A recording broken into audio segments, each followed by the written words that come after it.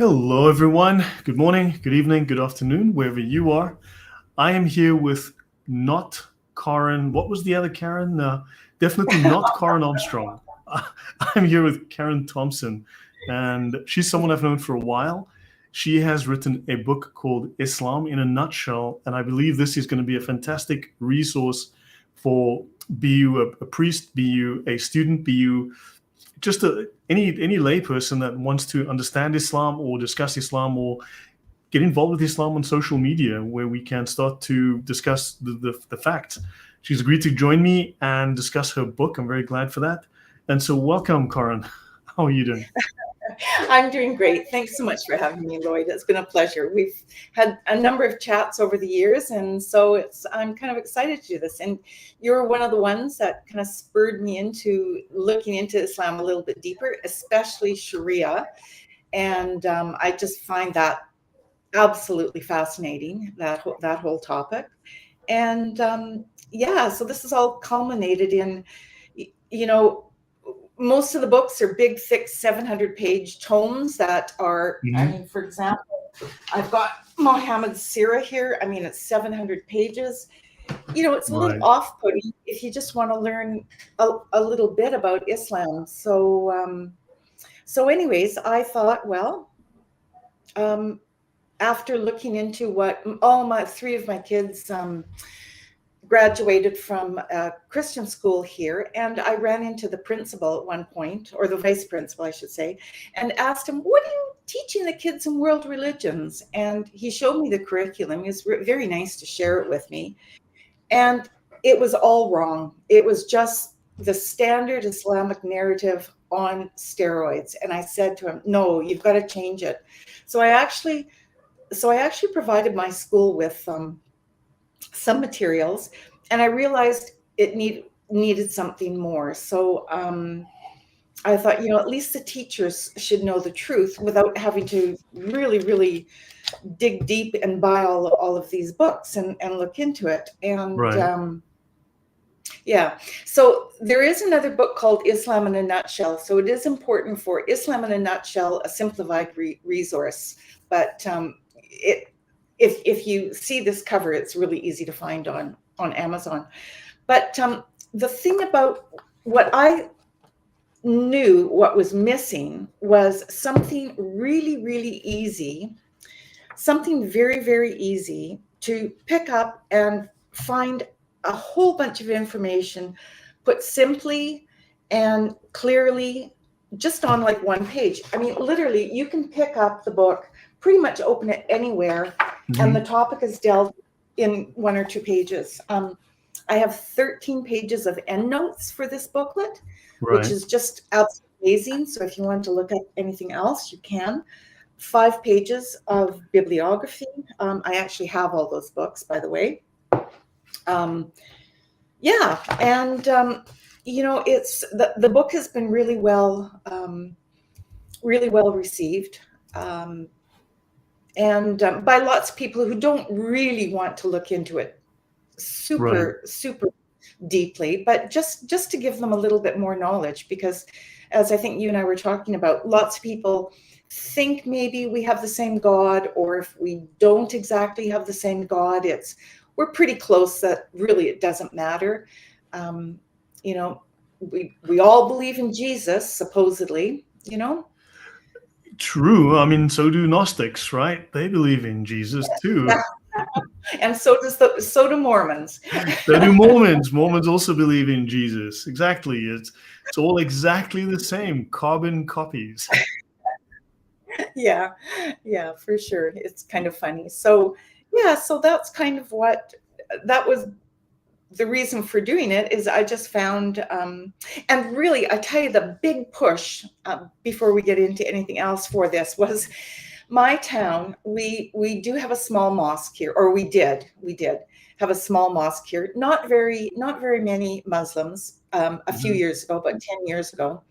And they brought in with the senior center in town, the local, I can never ever say this name right, but Amadeus, they brought in 2 imams and one lady social worker, two imams from Toronto, and the social worker was from Winnipeg, and flew them all out here, and they gave the speech. Now, they didn't allow you, there was no back and forth, and they had a moderator who obviously knew nothing about Islam, but they didn't have anyone challenging them. And I only heard about this at the last minute, and I got a ticket. I ended up in the front row, which was so perfect, let me tell you, because I was the one, all 16 of my questions that were put in there, obviously people didn't know really enough to ask, all 16 of my questions were pulled out, and I knew the guy was lying, so I was going like this, and I was going like this, and I was pulling my nose out, and Right. I was shocked. I was so shocked they didn't have anybody to counter them, that I wrote a scathing letter to the senior center and just said, you have done so much harm to our city by doing this. And so they invited me to come and teach classes. Well, Oops. Seems like Karen's just disappeared. I know that. And she's back. Hold on one second. Welcome back. okay. Ooh, wonder what happened there. You Anyways, yeah. the jinns are after me. Allah works in mysterious ways. Indeed, he does. Indeed, he does. But anyways, the Ahmadi community were going to file a human rights complaint against me. So Wow. against the senior center, yes. And they said, you have to stop. They don't want anyone except them teaching Islam. And it was all over predestination, and that Muslims are slaves to Allah, and so they have no free will, and that under Christianity we are God's family. And it was all over me saying that they stopped the classes, and well, they just didn't like I was questioning anything anyways.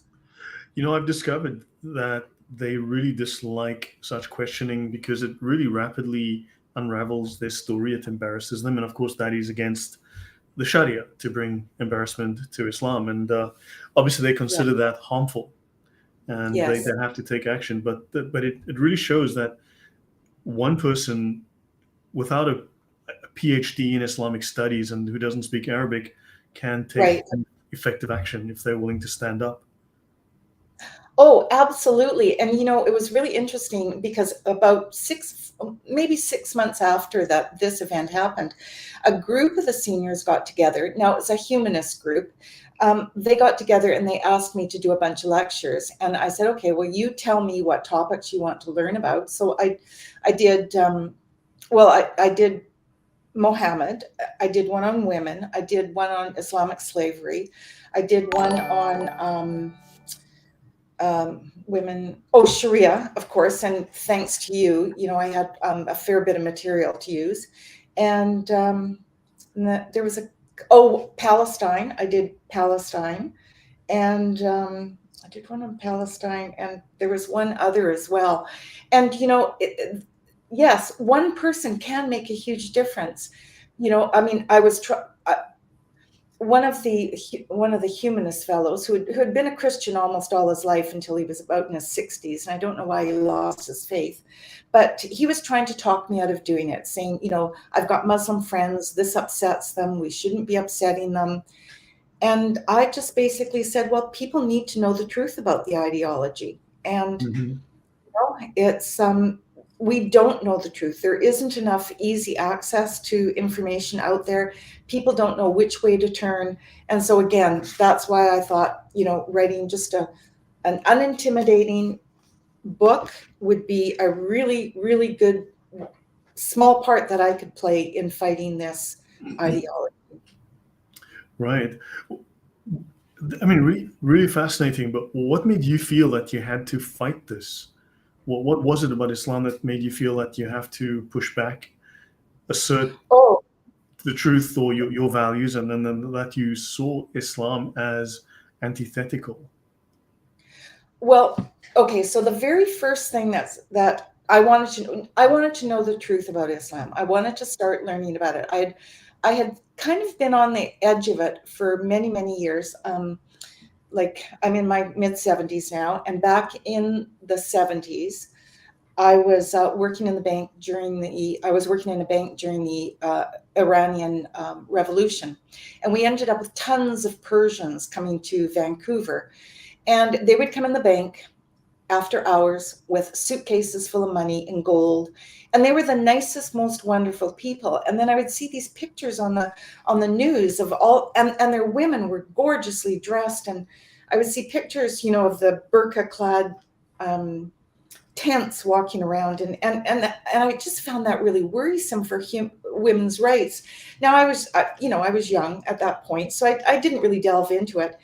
And then I saw that movie, Sally Field's Not Without My Daughter, and I was really moved by that. Right. And then Barbara Walters had a couple of interviews, or maybe just one, with Betty Mahudi, that the movie and the book was based on. And again, that piqued my interest. Then I moved to another town. We ended up with a bunch more so-called Persians in our town. And my girlfriend got involved with one of the fellows. And it started off as a fairy tale, and then it moved into exactly Betty Mahudi's story, except luckily she didn't leave the country. And I just thought, what is it about women's rights under this ideology? Like, what? I mean, I saw, obviously, I had experienced violence in the home myself from a spouse. And so, I mean, I knew that had gone on. It certainly didn't matter what ideology, it's just men and women. But that just really, really puzzled me, because Vicky's story absolutely mirrored just how everything went along and the change in him. And then 9/11 happened, and then I started just trying to find books on it to learn. And really, the internet was just happening. There wasn't very much on. I don't know, I just felt I had to learn more. And then I found Bill Warner stuff. Mm-hmm. Yeah, he was really the first guy that I came out with, and got some of his resources. And then more and more things started coming on the internet. And really it was, it was a bunch of it. I know you were on there, Dr. J was on there. And then during COVID was really when I ramped it up. No, it was the talk at the senior center. And then I thought, no, I've got to get some more information. And then I took Dr. J's classes. And actually, I'm on my third time around with his classes, because it seems that the instructors find out more information. They give more books. And, I am making a difference, because I've talked to my church, who don't want to do anything about this, but I will be teaching some courses on Islam. I can advertise in the church. Let me tell you, I've been trying to get them to do a session, a weekend session, because I go to a very, very big church, and we've got lots of room. We could easily do a session. Anyways, I'm trying everything to get people to wake up, especially because our town here is now being, 10 years ago, you never saw a woman in a hijab. Now we've got totally black-faced, covered women walking around our streets. And it's just shocking. I do some relief work in dental offices, and I see that these people are being brought in. They're being paid way more than I'm a senior. I'm single. I'm a senior, and they get more benefits than I get from my government, and they get supported longer than I do. Why is that? What do they contribute? What do they bring that governments are so generous towards them? They let their veterans and their own people sleep on the streets, and they bring in people who are illiterate in English, in their own language for that matter, Yes. who do not work, who bring 14 people in their family Yes. who don't work, and they all get benefits. They get accommodation, they get free medical, free dental, they get bus passes, they get train passes, they get cell phones, they get free internet, they get free food. It's like, why? What is this? I don't know. And you know what I find is shocking is they first come in under federal benefits, And then after their couple of 2 years on federal benefits, then they move to provincial benefits, and they still aren't required to work, or they get their medical free and their drugs almost free and everything like that. And it's just very, very frustrating. And so I'm trying to, and of course we're so tolerant here as Canadians, to our great demise. And I don't want to see Canada changing. So I'm trying to make people be aware. And, I've got a page or two in here. I don't deal with it all that much, but I do talk about the Muslim Brotherhood. And I know quite a fair bit about it because of the Holy Land Foundation trial in the States. And, if you take a look at the Muslim Brotherhood manifesto, it lays it out very clearly what CARE is the Council on American Islamic Relations, exactly what they're trying to do. And they are trying to infiltrate all of our politics, all of our institutions, in order to turn them over to Islamic institutions. They're doing that in Europe. They're doing that in England, and they're making a big stink over here. They're very noisy over here. I always want to call her Elagabalus, but that's not her name. She's the head of the NCCM, the National Council of Canadian Muslims, and she's always in the paper here. And now she's complaining that the government isn't doing enough to denounce Israel and what's happening in Palestine, and it's making Muslims feel unwelcome in our country. Well, I've got a couple of really good choice words that I'd like to say to her, which I won't say on her channel. Why do conflicts between Bangladeshis and Pakistanis that belong in that part of the world suddenly explode into violence on the streets of Toronto, or on the streets of Luton Town, or or Belfast? It's insane. And we're just importing tribal conflicts. You're importing third world problems. And I think people are rightly upset over the fact that your taxes that you've worked hard for your whole life are going to, you've worked hard for your own benefits, and you get less benefits than someone who brings in a whole bunch of family that are dependents, that do not work, that get a better lifestyle than you. And these people are unvetted. There's just, I think we all know the problems here. And this is a question that I think if the legal process, as it has failed, and the political process has failed, then people are being pushed into a corner, native Brits. And they speak of diversity. Well, look, I don't think Palestine is diverse enough. There's not enough European white people. There's not enough Christians. I don't think there's enough Hindus. I think we need to start importing a lot of Christians, Hindus, and especially blonde Europeans into Gaza. And black people. Say again? And black people. And black people. In fact, you know what we need to do? We need to import more white people into South Africa. There's not enough diversity. I think we need a lot more. Do you know, historically speaking, I was watching an account on X recently making comments that, us Pakistanis here in England is because of revenge for colonization. Now, there's like a billion different countries that have now, nationalities that have come in, and they all say the same thing. I see it all over, black people, brown people, whatnot, saying this. Well, this is because of colonization. However, at the very peak of the colonization of Southeast Asia by the Brits, there was no more than 167,000 Brits in all of Southeast Asia. That's all of Pakistan, India, and whatever other countries you can think of. Right. So I think what would be fair is that everyone sort of pulls straws. 167,000 of them get to stay in the UK, and the other 7 million leave. Do you think that's fair? Yeah, I think that's great. Well, and then to kind of get it back to I think that is absolutely great. Let me say one more thing. The colonization it's always the West's colonization. Just pause a moment. Sorry to interrupt. Islam invading Karma is Canada. Islam invading Canada is karma. You invaded the native owners of the land. Muta Don, first of all, those are just blatant lies. those Canadians, those early Canadians, First Peoples, whatever they want to be called, they never owned any land. They couldn't even read or write. They were, the technical term is savages. They were primitive savages. Now, if you consider North America, many of them were actually cannibals. They were slave owners, and they were brutal in their genocides. These were not little lambs skipping through the valleys. These were murderous, deadly tribes that were happy to slaughter their way. They had no technology. They were primitive as just a little bit beyond the Stone Age, I would say.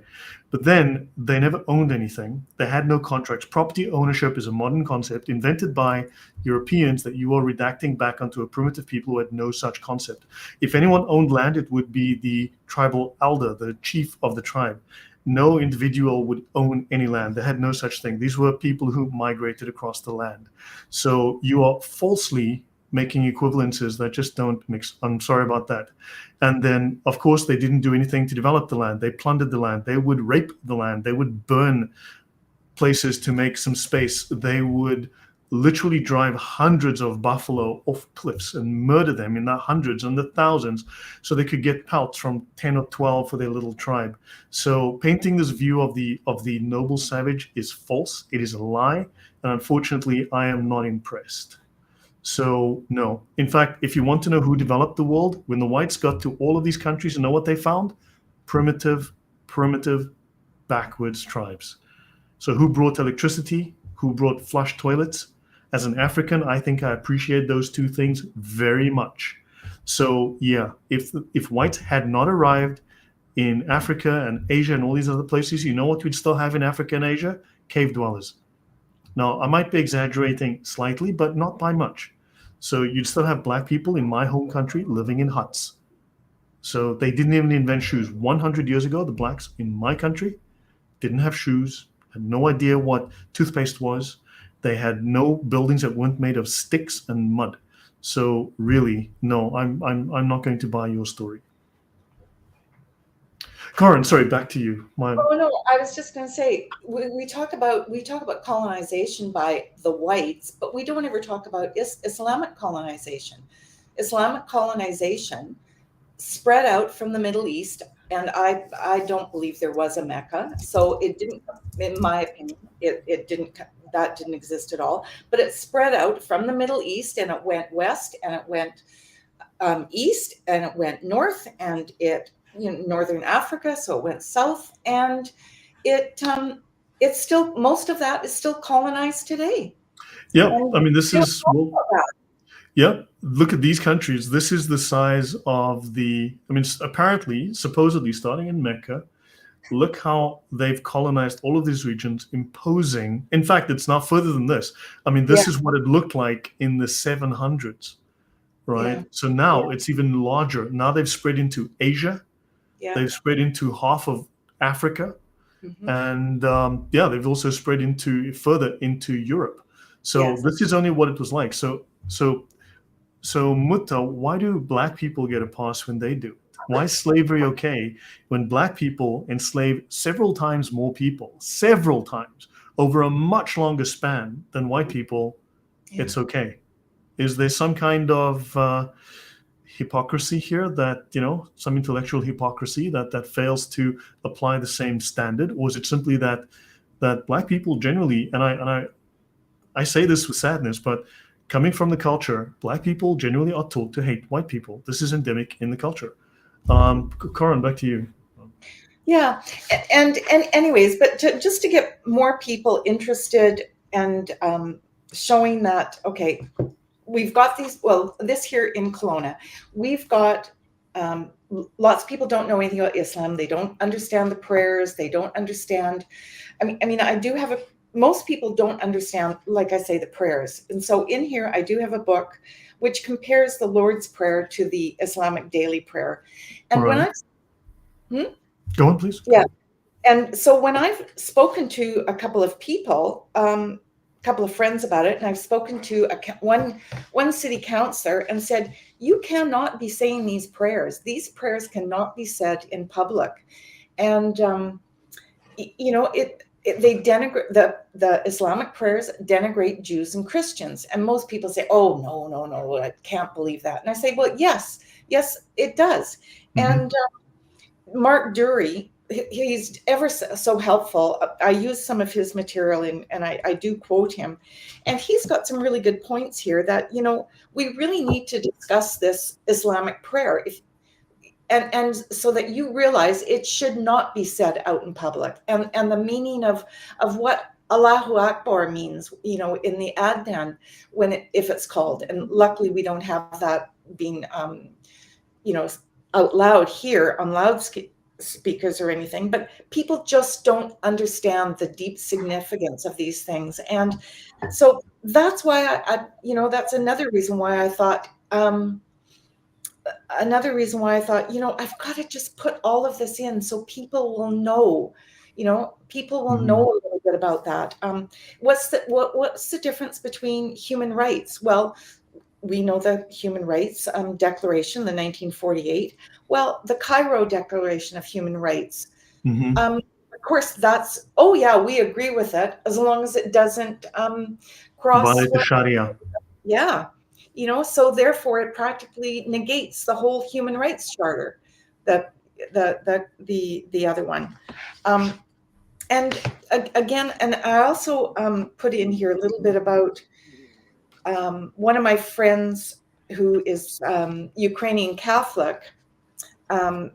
We have one Ukrainian Catholic church in here. He was talking about what the Pope had said about the common word, and no, we do have common things. And I said, no, we don't. You have to read this incredible article by Sam Solomon, and I do have that in my book as well. The Common Word, Sam Solomon, and let me bring that up. It's on page 56, Al Makdisi. And so just for those of you who don't realize what it is there was an open letter that was sent to Pope Benedict at the time and leaders of other Christian denominations. And I'm reading from my book. In the open letter, the Muslim scholars state, in obedience to the Holy Quran, we as Muslims invite Christians to come together with us on the basis of what is common to us, which is also what is most essential to our faith and practice, the 2 commandments of love. According to one of the oldest and most authoritative commentaries, which are the Tafsir, on the Quran, the first and the greatest commandment is that none of us shall take others for lords beside God, and the second commandment is love of neighbor. Well, it's false. But doesn't that sound wonderful? Mm-hmm. And so the next part of the page, I have Sam's and their the rebuttal, the truth about the common word. And if you didn't see this rebuttal, you would think, well, the common word, yes, we've got common, we all love each other, and of course we don't believe in pagan gods. Lots of people don't quite realize what the meaning of this, taking lords besides God. And if you don't mind me, do you mind if I read the rest of this? And yeah, please go ahead. Okay. So they wrote a rebuttal on June 2008, and they named it The Truth About the Common Word in response to this letter that I mentioned earlier. So this is how the 2 gentlemen unpack the statements. They say, the love of God and the love of neighbor taught in the Bible and championed by Christ cannot be supported by even one ayat or verse in the Quran. Love of God, or Allah, in Islam is blind, unquestioning obedience to both Allah and Muhammad. Love of neighbor in Islam is restricted to Muslims, whereas the Christian expression is universal. Though the common word appears to put forward true common ground between Islam, Judaism, and Christianity, and purports to be an invitation to seek even more common ground through dialogue, it is, in fact, a patchwork of partial Quranic and biblical references designed to give an illusion of a commonality worthy of Shakespeare's frequent treatment of appearance and reality, in which he demonstrates that oft things are not what they seem. A common word, Islamically speaking, means a call or invitation to come to common terms or to an equitable position. Yeah. And is based solidly on verse 364, say, O people of Scripture, meaning Jews and Christians, come to a word that is just between us and you, that we worship none but Allah, and that we associate no partners with him, for example, Jesus, and that none of us shall take others as lords beside Allah. Then, if they turn away, say, bear witness that we are Muslims, which, if read properly and analyzed from Islamic commentaries, which are the tafsirs and other scholarly exegesis in the Sharia, can seem to negate all the rhetoric that the Muslim invitation appears to offer. Now, having subdued the Christians and Jews of Arabia, Muhammad, and this is according to the SIN, Standard Islamic Narrative, sent come to common word letters based on Surah 364 to the neighboring Christian rulers, inviting them to a so-called peace, but with a play on the words, Aslam Taslam, essentially, submit and be safe, or else face the sword. For, of course, peace from an Islamic point of view can only be peace once all surrender to Islam. And that's a really important point there. Mm-hmm. There will only be peace. Islam will be a peaceful religion, a peaceful ideology, once we all submit to it. And that's a really important point. Yeah. This play on words is very similar to the change of interpretations explained earlier in the paper regarding the identity of Christ, and is based on an actual doctrine within Islam, which is Hayal or Taqiyya, or legitimate perception. Oh, Heel, that's right. Yeah, thanks. Hiyal. Yeah, you've done some really, really good Thank you. presentations on lying under legitimate deception under Islam, which states that when Islam is in danger or weak, it is acceptable and even prescribed to engage in necessary deceit. Actually, can I bring up something on that point, since you've just raised it? I think that would be, just for the audience, for those who are new.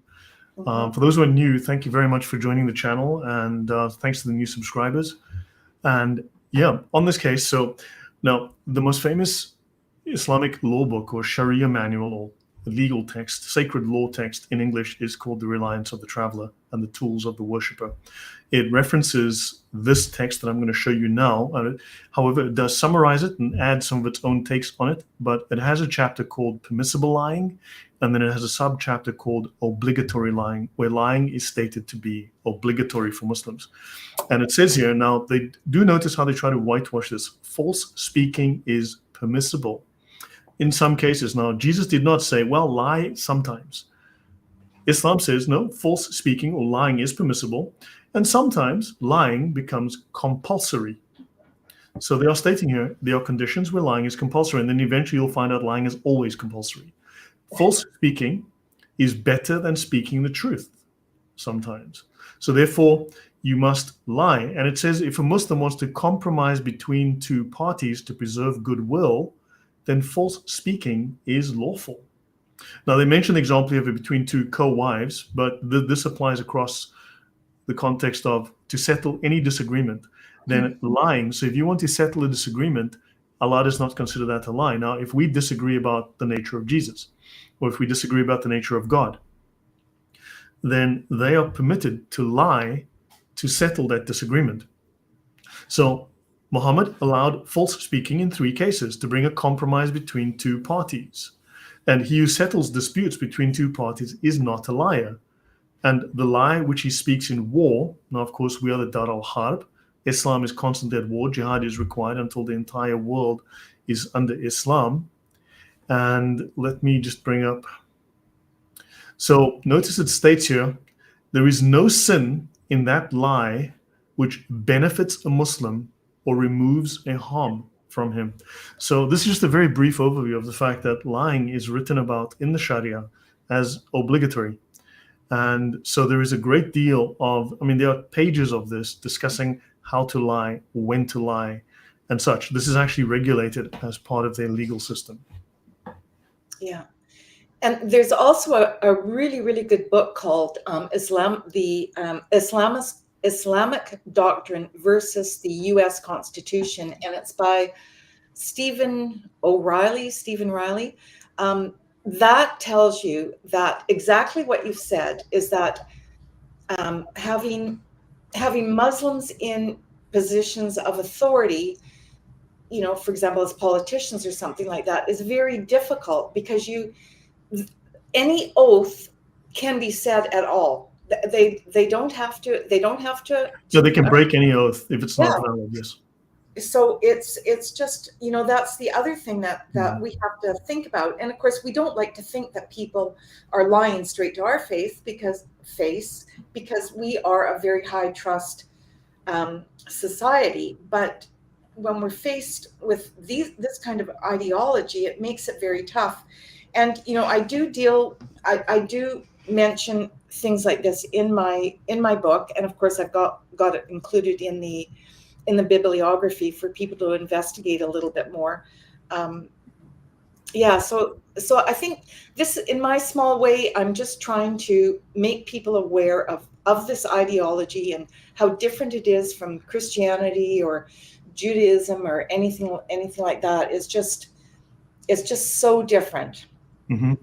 No, you speak very eloquently and sound really well educated on the essentials, on the things that, I mean, you know, you've boiled it down to the necessary to help people understand. I just wonder, on this, I mean, you've got here, we were talking about briefly the difference between, as you mentioned here, compare Yahweh and Allah, Yes. Jesus and Muhammad, the Trinity and the Tawhid, heaven and paradise, daily prayers. I mean, perhaps can we talk about these two categories here, Yahweh and Allah? Maybe you can talk a little bit about that. And then after that, the difference between Jesus and Muhammad. And then afterwards, we can go on to Abraham and how they obviously use the same vocabulary, but have a completely different dictionary. Oh, absolutely. Absolutely.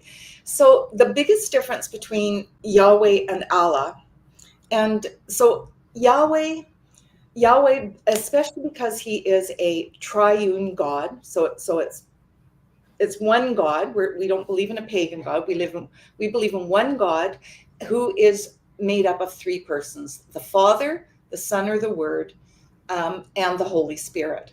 And so these three persons have existed in eternity, since eternity, and will forevermore exist. And they existed in a family, like they've communed with each other, they love each other, they're merciful to one another, and the like.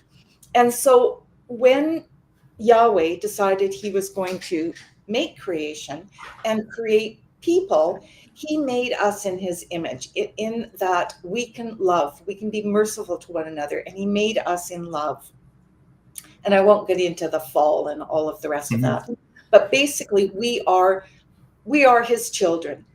Yahweh in the three persons is our Father.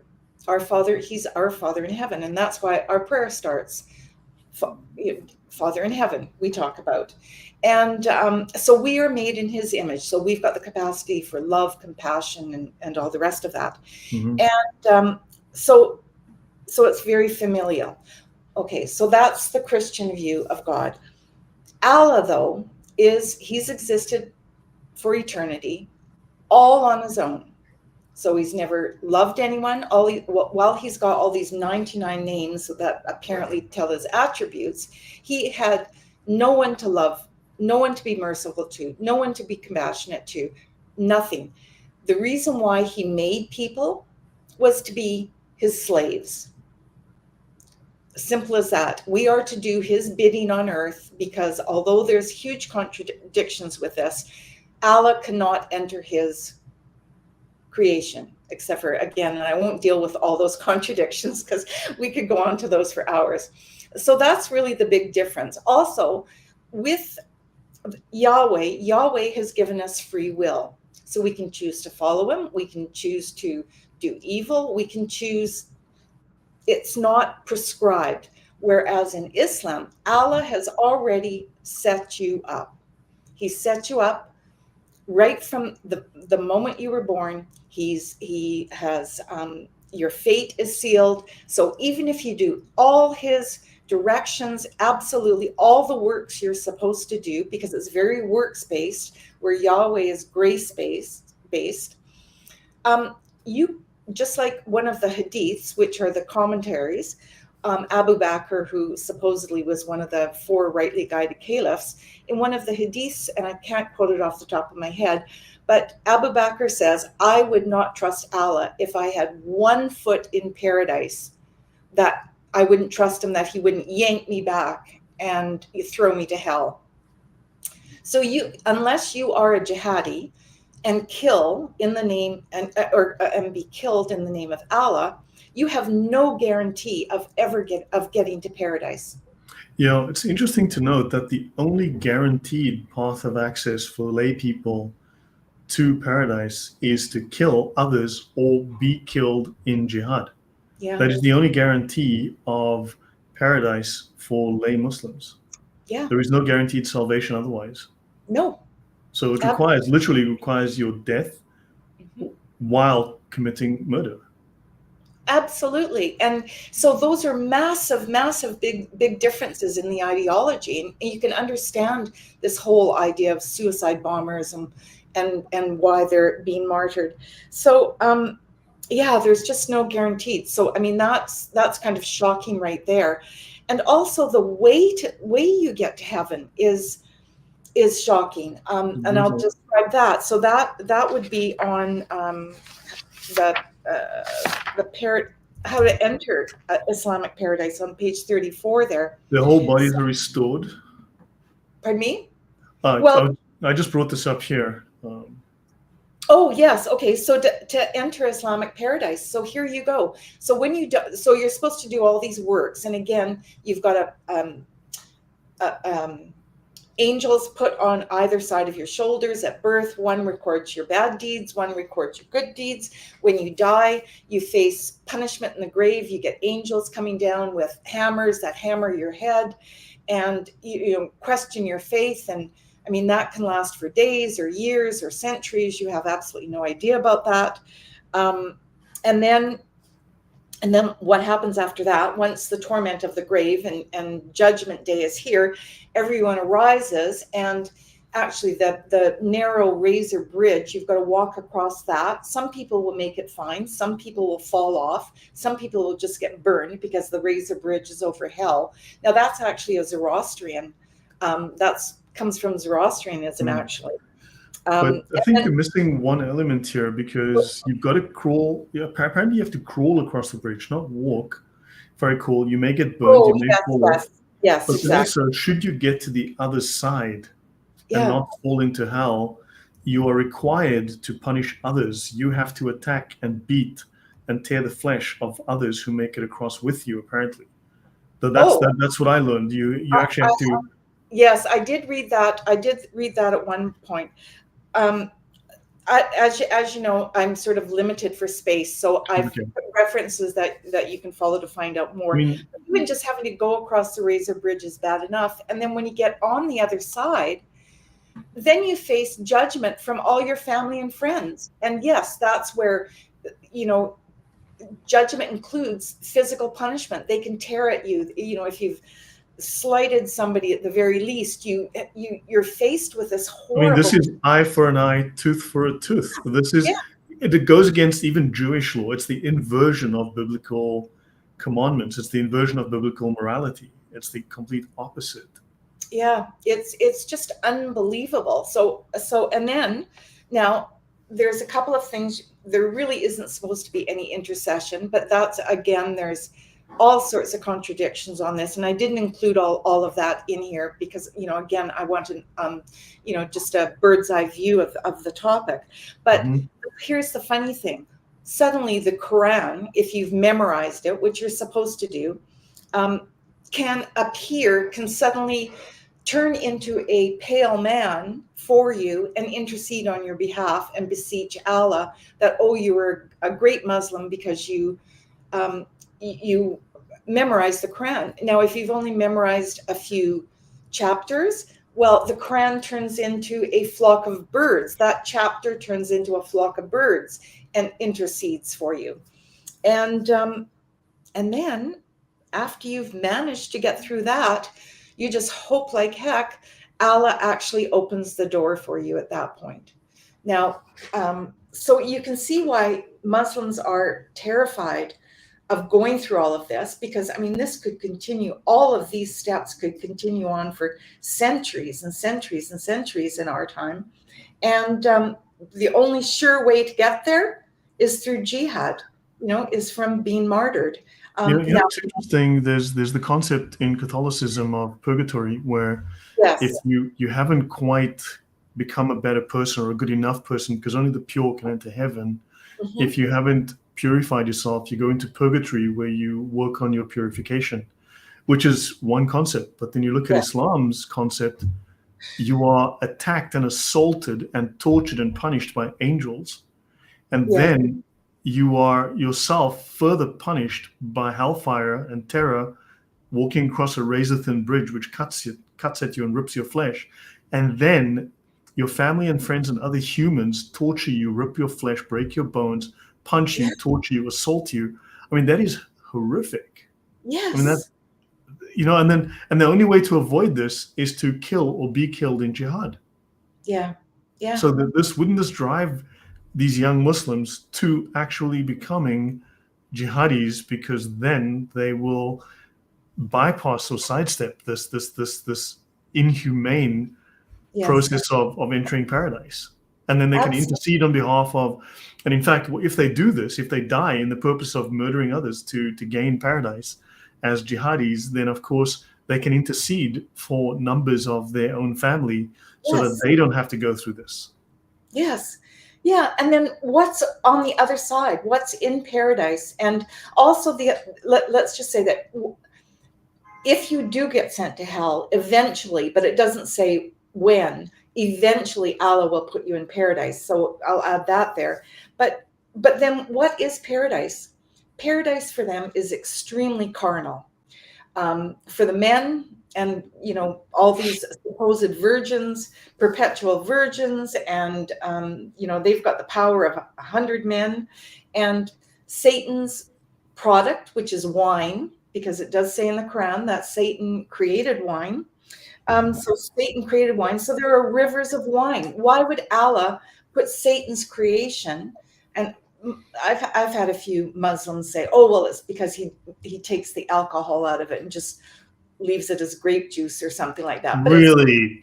yeah. Oh, at Speaker's Corner, when I was at Speaker's Corner in June, I had this Muslim woman say, "Oh, no, Allah's taken all the alcohol out of it." And then I said, "Well, then why would you call it rivers of wine then? It's it's just grape juice. Why not say rivers of grape juice then? Wine is wine, and Allah has clearly said that it's wine. And why would Satan's product be in paradise? And women, what's there for women and children in paradise? Yeah, the men get to have lots of fun. And Well, there are boys with large doe eyes that serve the men, and these boys look really good.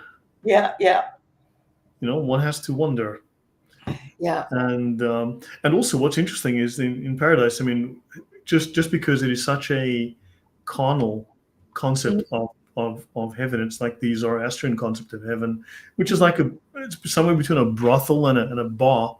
yes, that's a But good name. I mean, really, yeah. But then I'm nearly. Oh, but the women are white. Yeah, the women are white, isn't it? Well, I think everyone's white, aren't they? Pretty much. It's awful. It's shocking. Yeah, I mean, it's quite clear what they. I mean, so yeah, it's a little disturbing. It's very disturbing that the ideas that they are promoting. It's Yes. Yeah. Yeah. So and so the difference between Allah and Yahweh. I mean, Allah is not a father. God is the father. He is caring. He punishes, but he also forgives. Yes. Right? He chastises, but he also, I guess, mentors. I'm not sure if that's a well phrased statement there, but Allah has slaves. Yes. And also then you've got, they're very different. I mean, they're very different characters as well. They clearly theologically and philosophically they are not the same. No. The same at all. I mean, there are vast differences between them. I can't remember the offhand. I've actually written some detailed stuff on this. I cannot remember the details offhand right now, but I can check in a moment. But theologically and philosophically, they are distinctly opposite, contradictory characters. Yes, absolutely they are. Absolutely they are. Yeah. And so it's important for people to understand that there are these differences. And like I say, I've got 13 pages of end notes. So, if anybody was reading my book and wanted to look into it a little bit farther, it's quite easy to find that further information. Right. Further And then information. And then the difference between Jesus and Muhammad, that might be interesting because, and then, Abraham after that, because there's a few things that I thought that are really fascinating, just to give people an insight into what's in the book. And I hope can you send us the link? Did you send me the link for the book, or did I add it to, I'm going to get it up on, do you only sell it on Amazon? Right at the moment, I only sell it on Amazon. Yes. Yes. I'm just going to find it on Amazon, and then I will link it to everyone. Okay. So, well, let me again just kind of take it from my book on page 32. When we compared Jesus and Muhammad, well, Christians consider that Jesus is divine. He's both the Son and the Word. Belief in Jesus absolves all your sin, gives you salvation, and grants eternity in heaven.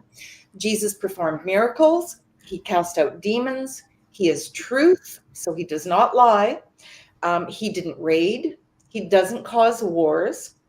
He didn't behead. He didn't order deaths. He didn't allow rape. He didn't own slaves. And he came from the Isaac lineage of Abraham. He's foretold as a prophet. Oh, thank you. Yes, that's it. He's foretold as a prophet in the Bible. And his coming to earth, death on the cross, and resurrection brought a new covenant with mankind. So it's a fulfilling of prophecies in the Old Testament. Now, Muhammad's not divine. He is not able to intercede on, supposedly, but again, there's a contradiction because everything is a contradiction in Islam. He's not able to intercede on Judgment Day. He can't provide a path to salvation unless Allah has predestined. He permits Allah permits Muhammad and all his followers to break oaths and to lie. Muhammad sinned. Jesus, the Isa Jesus in the or Isa Jesus in the Quran, didn't sin, but Muhammad sins. Muhammad planned 72 raids and participated in 27 of these raids. He only participated in one defensive battle, according to the standard Islamic narrative. He tortured people. He permitted rape. He captured, traded, and kept persons as slaves. He committed he was not and he ordered the beheading of over 600 men and boys, and he took all the women of that tribe as concubines and slaves. He murdered. He had lots of his opponents, even just opponents who a couple of girls who were poets. He ordered their deaths because they mocked him. He's definitely not a feminist. He married all sorts of women. Yeah, that's a great book there. That one there is a really good book. He married lots of women. Allah, of course, looked after him and changed a whole bunch of rules for him for his carnality. He committed adultery with his wife's servant. He caused the divorce of his adopted son, and he ended up marrying his adopted son's wife because he lusted after her, and then that ended adoption. So there is no adoption under Islam anymore. Now, they do look after orphans, and I do talk about that in another section. And he did not perform miracles, and he was possessed by demons on a number of occasions. Witchcraft as well, succumbed to witchcraft. Absolutely. As well. And he even permitted his followers to worship a god from a different deity, Yes. along with his pantheon. And of Yes. course, they deny this now. That's the satanic verses. Yes, and I do talk about that. I do have a page on the Satanic verses, Yeah. but maybe we'll leave that so that people can buy the book and look it up. But yes, No, but yeah, you're laying it out very simply, and it's summarizing a lot of good things. I just want to mention that, I mean, the idea of, look, Jeffrey Epstein has been in the news lately. oh yeah, For at least the last 10 years, let's say. Jeffrey Epstein's been around a little bit. yep, And, he's considered shall we say, a predator who predated on very young girls as young as 11 and 13. mhm, And of course, we see similar behavior, of course, now in the UK. There's been this massive cover-up of girls as young as 11 and 12 falling pregnant. But yes, it should be noted that while Epstein is considered a predator who predated on young women as young as 11 and 13, the Prophet of Islam married and had intercourse with a wife who was even younger than Epstein's victims, who was a great deal younger than Epstein's victims. And yet Muhammad is considered the perfect man, the perfect example for mankind, the perfect example for all Muslims to emulate. He is the sinless, perfect, ideal example for mankind. So how is someone who slept with a young girl of only 9 the perfect example for all mankind, the example chosen by Allah, and yet Epstein is a heinous criminal yeah, for doing the same thing with girls that are older than the victim of Muhammad. And of course, Muslims will go, well, at the time it was okay. So will you condemn Muhammad for being a sexual predator? Because by today's standard, if Muslims condemn Epstein, they have to condemn Muhammad even more because his victim was even younger. I mean, this makes no sense. Well, let me tell you something that makes it even worse, Lloyd. And I'm sure you know because you have all the digest of Muhammadan law and all of those books, is that Muhammad is said to have thighed her in between ages 6 to 9 because he married her when she was 6. And so I'm just going to let your imagination, I don't want to say it, but he thighed her, and that would be holding her thighs together while you can imagine what he was doing. And he also admonished, there are a number of hadiths where he admonishes other men for marrying older women. Why don't you take a young maiden? Because there's so much fun to play with in the bath. Now, baths in those days weren't big tubs of water. If we're thinking of the standard Islamic narrative, you take a jug of water, splash it on each other, and rub the water on you. So you can imagine his playing in the bath, what that meant. So this is the perfect example of mankind according to Allah. Yeah. His example is perfect forever. Well, why would you want to follow? Clearly, Allah did not get it that today's morals would be different. We're not exaggerating, and we are not exaggerating when we say that the founder of Islam is literally a PDF file. Yeah. And Muslims follow, revere, and are supposed to emulate a PDF file. Yeah. Imagine you had Jeffrey Epstein as the head of the religion. Yeah. Why would you accept that?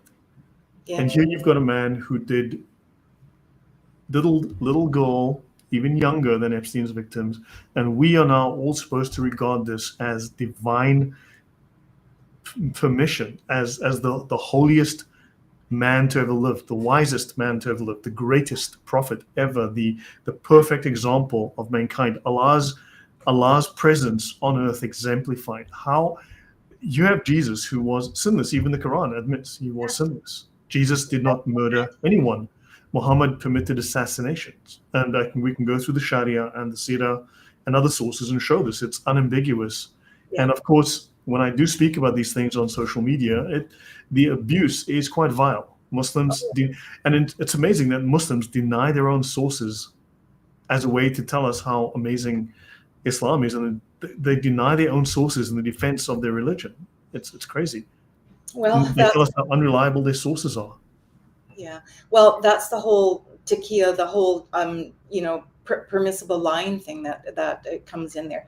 And also, let's not forget that the idea of slander in Islam is a lot different than what we think of slander in the West. And so slander, oh yeah, there you go. Slander under Islam is saying something about somebody that they don't like, not whether it's true or not. Oh, there we go. Perfect. Yes, the that's two it. references here, if he notices something bad, it is unlawful to mention it. This is slander. So to say something that is true is slander. In the West, Yeah. to say something that is false. And then, of course, the meaning of slander, let's go back here. Slander, and Yes. it states here, slander means to mention anything that a person would not like you to say. Not that Yeah. it's false, No. but it's true, but he'd rather you didn't say it. That is slander. Yeah. Yeah. Yeah, go on.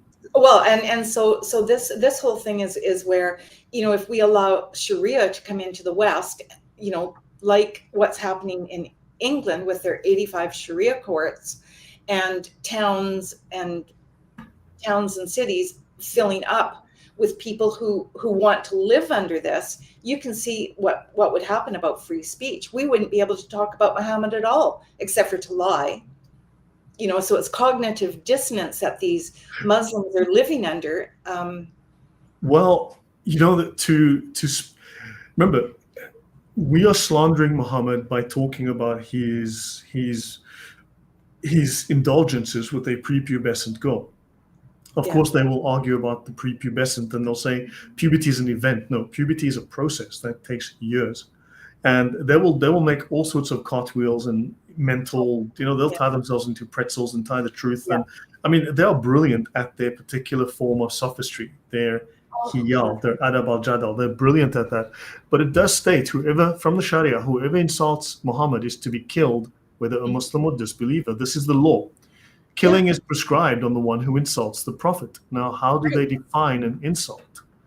Well, it states that it's, in fact, just briefly, whoever insults Muhammad is to be killed, whether a Muslim or disbeliever. This is the view of the scholars. Scholars have consensus. Whoever insults him is to be killed. And there is unanimous agreement upon killing whoever insults the Prophet.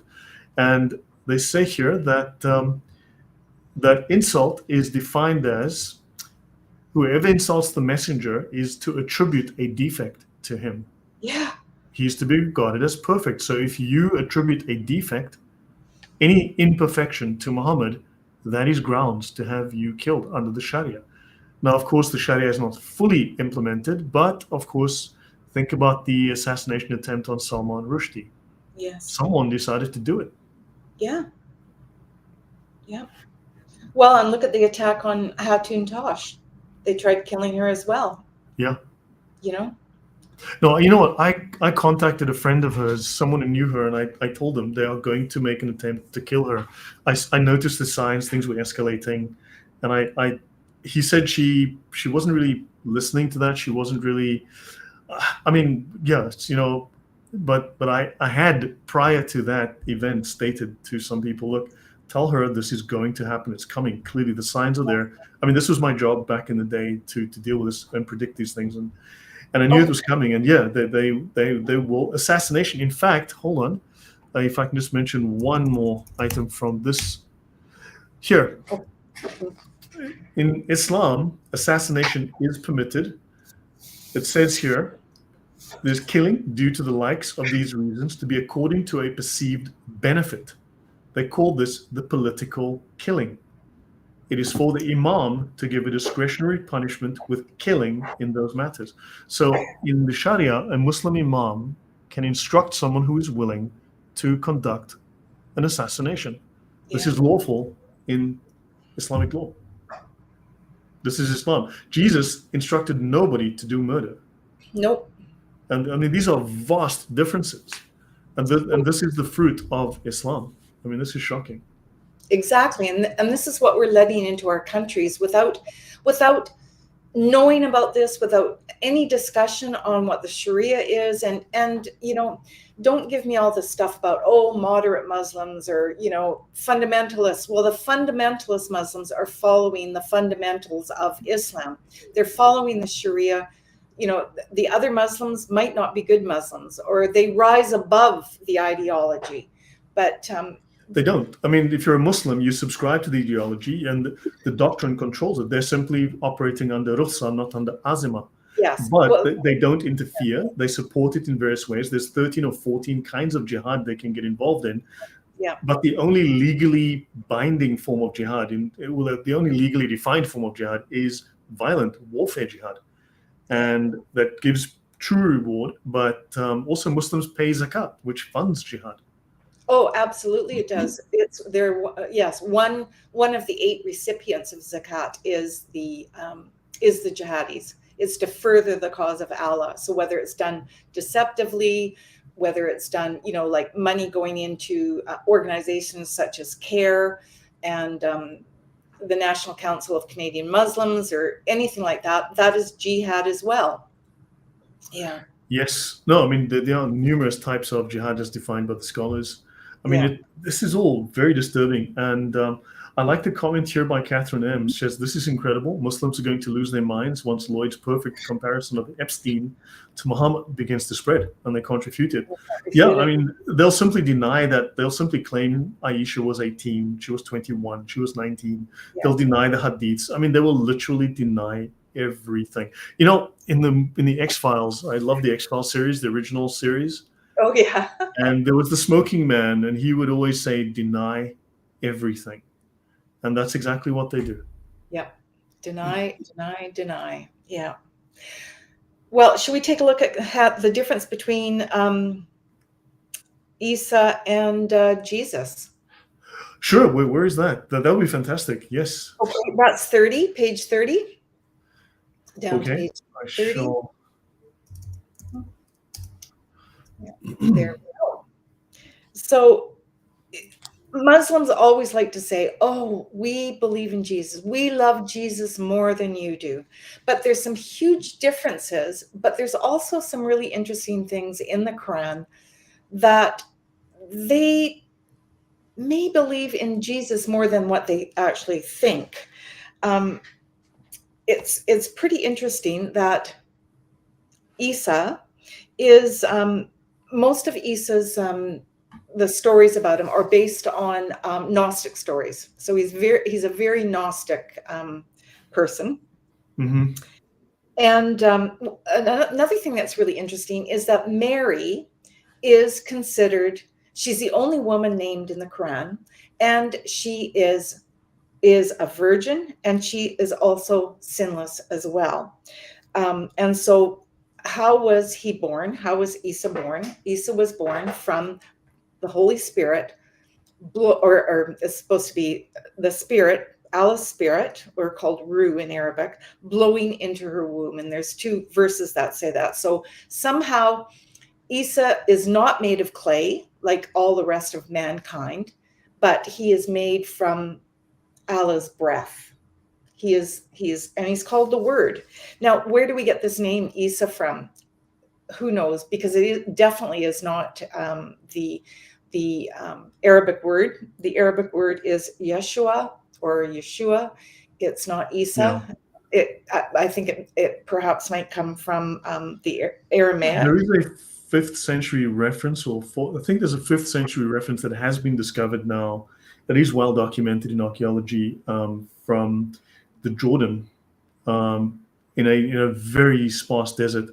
But a Christian, what looks like an Arab Christian from the 4th century, writes the name Isa on a rock. It's an inscription on a rock, and that's in the Safayitic. They call it Isay, I-S-A-Y, basically. I could bring up the reference, I have it, but yeah, so that's the earliest we have from Safayitic. Mm-hmm. But right. Yeah, so. Yeah. Right. And for some strange reason, Allah gets mixed up in the Quran. He thinks that he makes a comment to Isa that, why are you saying you and your mother? Oh, there it is. Why are you saying you and your mother are gods as well? So for some strange reason, Allah thinks that that Mary, oh yeah, there it is. Oh, look at that. That Jesus and Mary are part of the Trinity. Yeah. Oh, we can discuss that another time. Just wanted to show people it. Yeah, no, Yeah, that's it's crazy that, and then Muslims have to do all sorts of jumping jacks and contortions to explain that it doesn't say what it says. oh, yeah. Well, again, it's the deny, deny, deny, even though it's right there. It's kind of interesting. And of course, you know, you see all this stuff that, well, there was a small Christian sect that believed in it. Well, I mean, wouldn't Allah know that the majority of Christians don't worship Mary and Jesus? Or yes, of course, Jesus. Now, what's the other thing that is really interesting is Isa is called the Word twice in the Quran. Why would he be called the Word? Well, that's something. And if the word is separate, is a separate component of Allah's nature, then Allah is not Tawheed, and then Allah's nature is now embodied in someone. Yeah. And Allah is his father because Allah gave his word to apparently the angel Gibberish, who then breathed it into Mary's, the JJ, one night. Yeah. But then Allah technically is the father of, he didn't just call him into being, he had her inseminated. So then he is the father of Jesus. Yes, exactly. But of course, you would never get any Muslim to admit that.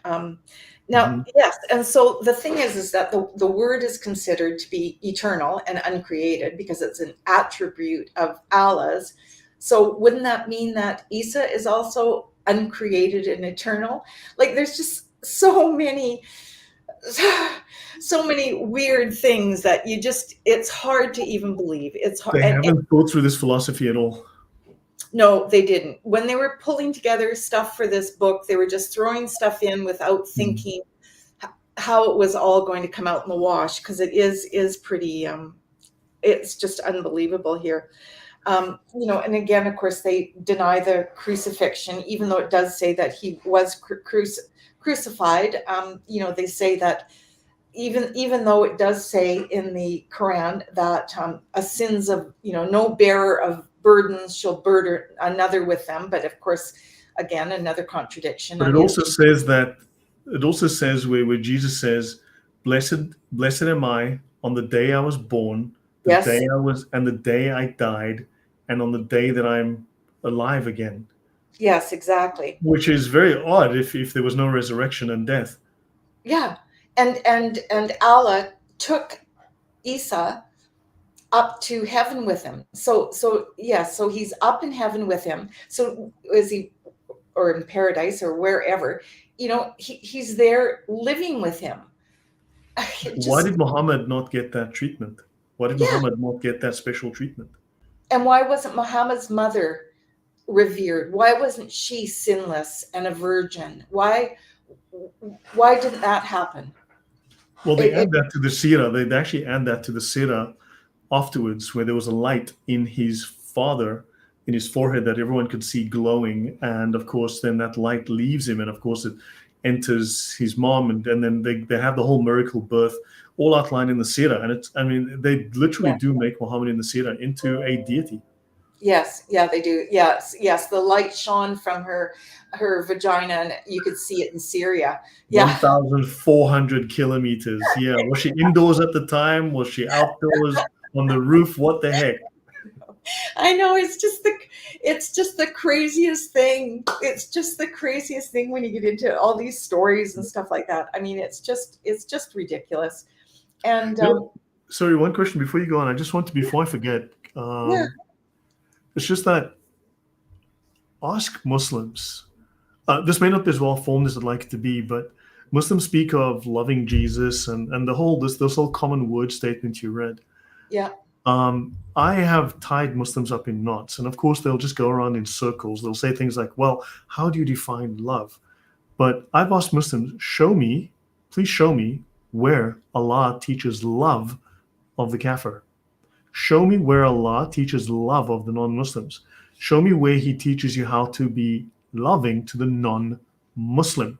Yeah. Show me Allah's love for the non-Muslim. Show me where you're instructed. And they always end up there is no such thing. Allah No. teaches hatred. Certainly, we can find that Yeah. directly linked to Abraham, and it's in their creed and so on. But just ask Muslims, where does Allah teach love for non-Muslims? Well, he doesn't. I mean, Allah doesn't even love Muslims. You're a slave. A slave master does not love his slaves. You know, he might like a slave, but he certainly doesn't love them. Yeah, so there is no love in Islam from their God. That's for sure. Yeah, it's pretty crazy. That's for sure. Oh, and let's go back to this light thing, if I can just mention one of the things that I've done in the book, and I'll just quickly find it here. I think. Yeah, here. I can quickly find it. So under so on this page here, on page 13, so it says here the pillars of Imam and Deen. So Iman. Yes, I know. I don't know why I always get that wrong. Anyways, one of the pillars is to believe in Allah's angels. They are beings created from light for the purpose of obeying Allah's orders. Okay, and then so then it talks about his messengers. His messengers are also made out of light for the purpose of obeying Allah's orders. Now, if you look in the green box just down below to ponder, yep, that's right there. I say, have you noticed that both the angels and the messenger Muhammad are made of light? Is Muhammad an angel? Like, I'm just trying to point out some contradictions and that's what my green boxes are. You know, I've got things to think about, you know. Well, the way that they justify this in the Sirah as retroactively is to claim that Allah created the universe for Muhammad. But then, of course, if you read different variants, it'll say he created the universe of Muhammad. So basically, Muhammad's essence, he created Muhammad out of his own essence, who is a part of his own essence, right? Yeah. And then he uses that to create the universe and the earth is created for Muhammad, where Muhammad will eventually be instantiated as a human, or be well, instantiated is the word I'm thinking of, as a human. I'm sure there's a better word. Mm-hmm. And now Muhammad's light is literally a part of Allah, but Allah takes a tiny, tiny fraction of Muhammad's light and he makes Abraham. No, he makes Adam. And then he makes Abraham, and he makes David, and he makes Jesus. Each of these are just a tiny fraction. That's why in the artwork, you'll find that, of course, they've got the halo just around the head. Absolutely. Whereas Muhammad is bathed in light because his entire being is made of light. So Muhammad is made from the light of Allah, and then everyone else is successfully made of less light, which is the story of the Gnostic monad and the eons, but applied to a different context. So, right. And I do have one of those images in here somewhere of Muhammad's face being covered.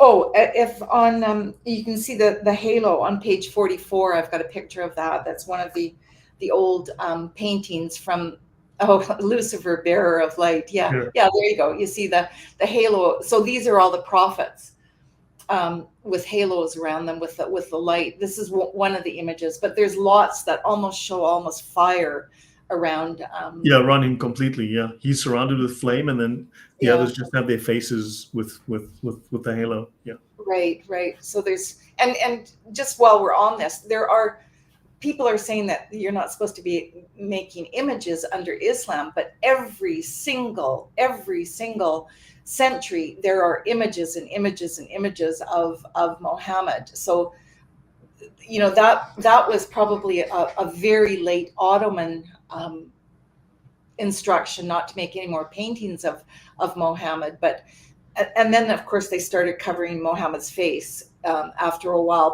but even still they were still making images. There are so many images. Christine, what's her name? Christine. Oh, I've got it in the back here. She's got just the most amazing book of Islamic images over. Oh, that's something. Okay, we can talk about this. Here. Now this will change the story a bit. This deals with the Islamic with the Chinese connection. So recently, probably within about the last 10 years or so, the Tang court, so the dynasty, the Chinese dynasty from the Chinese court, have been all of the records have been translated, starting to be translated in English. And the Chinese connection tells us a completely different story about the beginning of Islam. And this here is a drawing that was found in the Tang Emperor's tomb.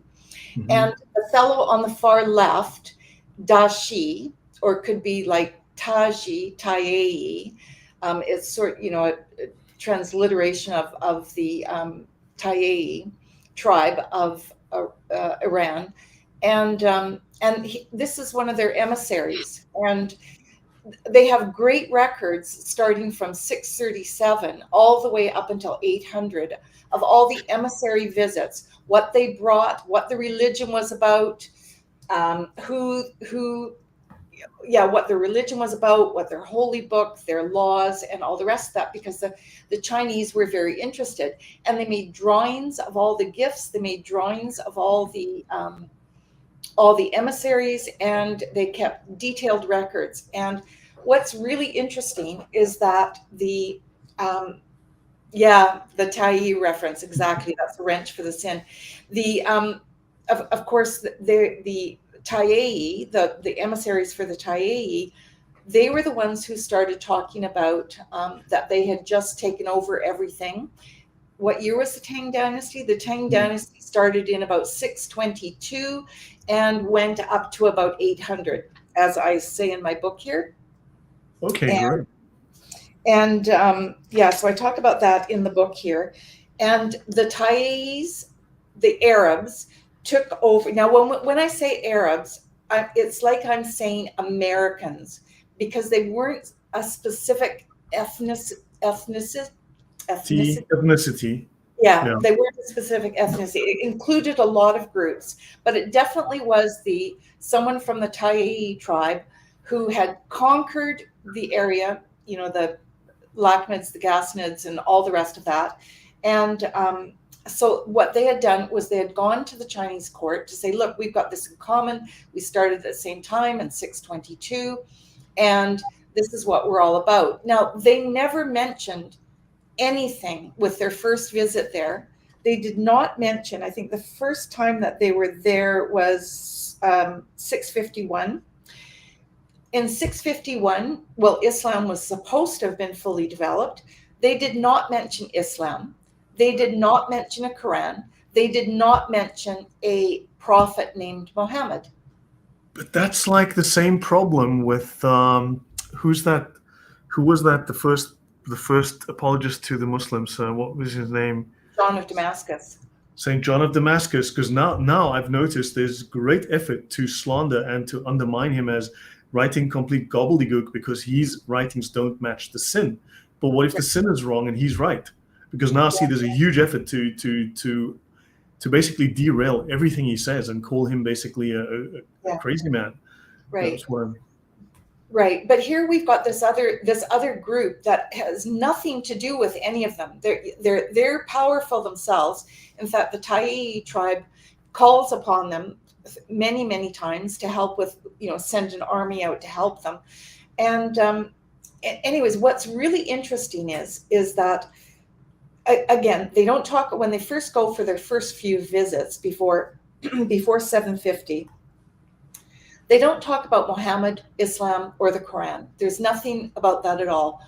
All of a sudden, when the Abbasids take over and they send off their emissaries, and they've taken over this whole area because the Abbasids are in all of a sudden, the Chinese in their records note that all of a sudden the story has started to change. And they make right. There's a note of that. It's the story has changed, and they do make and the Tang court stopped in I think it was around 800, and there are many extant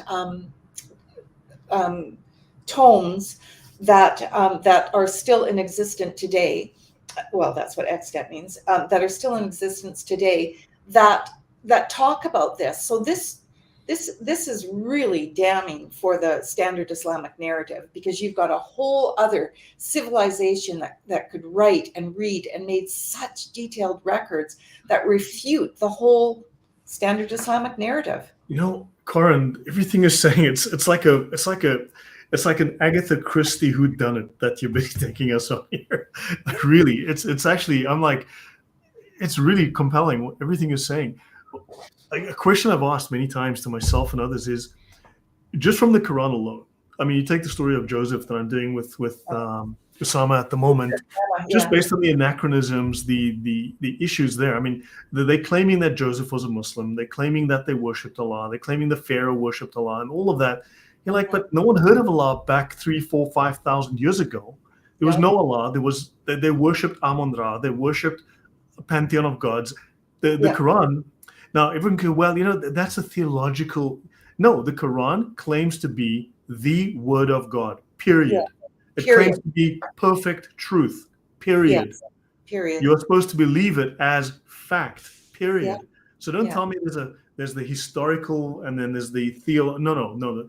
This is supposed to be a truth based on real life events. Yes. So how can these anachronisms be true? They cannot be true. So just on that basis alone, you have the Quran is so full of crazy anachronisms, money and armor and all sorts of things that clearly came later. Descriptions and lack of detail and lack of, just, it can't be true. Now you get all of this. Where are the academics to call nonsense on this? Where are the academics to go, look, this is clearly fiction? Mm-hmm. Well, I would hope at some point they would, like right now it's just this, there's just this culture culture of Islam of cognitive dissonance, because like you say, with all of the, and I've said it throughout our whole talk, the contradictions are just unbelievable in Islam. It's just incredible. And so even for the scholars to try and figure out, I don't know how any scholar can still remain a Muslim. And I think, well, look at the case of Yasser Qadi. He just torpedoed the hadiths now. Totally torpedoed the hadiths, exactly. And so things like this Islamic, the Chinese connection, that's not as out there in the public as it should be, and that's why I include it in my book, because it's a really important piece of the puzzle. They were so far removed; they weren't influenced at all, and they kept good records of everything. So that's really important. Yeah. Really, I just want to tackle. Sorry, go on, please. Please finish your sentence. No, I just saying. I think that the Chinese connection is a very important piece of. No, we can't just ignore or dismiss these, because. Sure, it might seem like a small piece, right? There's not a lot to it, but there's only not a lot to it because it's never been investigated. Yes. It's really, there's so much of this information that are the loose ends. There's so many loose ends that if they're unraveled, what will we find? Also, we know that Muslims are well known for destroying artifacts, for destroying evidence, for covering up. We know there were changes. I mean, there's many, many people talking about changes that happened once the Abbasids came in and so on after the Umayyads. Right. And we know that places have been destroyed. We know that Allah was around pre-Islam. Muhammad's father was called Abdullah. Well, thank you very much, Silva Mubasid. Thank you very, very much. Really do appreciate that. He says, Islam and Cost of Islam in a Nutshell on Amazon. God bless you both. Well, thank you. Oh, thank you. Really appreciate it. Thank you. Thank you. Yeah, where was I? The truth, all these little things coming up. So yeah, once you unravel these, what will we find? Because they've not been investigated, these loose ends. And yeah, we know that Muslims have been diligent in removing and destroying evidence. There's no archaeological basis for Mecca, for instance. There's nothing. Yeah, and the whole Palestine, the way that they're spinning history and words to make Palestine a real ancient state or nation.